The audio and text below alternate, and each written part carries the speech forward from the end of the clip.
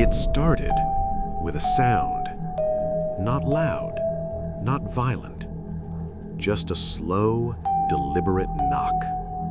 Aziz lived alone on the fourth floor of an old apartment building, the kind with long, dim hallways and flickering lights that buzzed at night. He worked late shifts and usually came home around 1 a.m. That night, the hallway was darker than usual. As he unlocked his door, he heard it. Knock, knock, knock. It wasn't coming from outside. It was coming from inside his apartment. Aziz froze. He was certain he had locked everything before leaving. Slowly, he pushed the door open.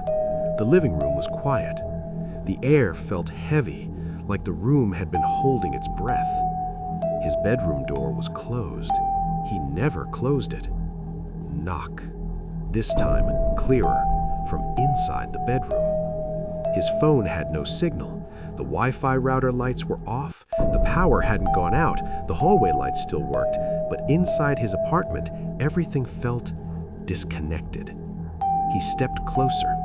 The knocking turned into scratching, slow, dragging, like fingernails sliding across wood. Aziz whispered, "Who's there?" The scratching stopped. Silence. Then a voice answered from behind the door. Soft, familiar. "Aziz, why did you leave me inside?" His heart stopped. It was his own voice, same tone, same breathing. He stumbled back, shaking his head. "This isn't real."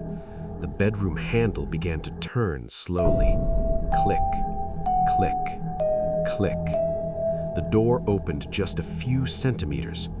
From the darkness inside, he saw something standing there. It had his height, his shape, but its face was stretched into a smile too wide to be human. Its eyes didn't blink. It stepped forward, and as it did, Aziz felt something cold touch his shoulder from behind. A whisper brushed his ear. "You're the one inside."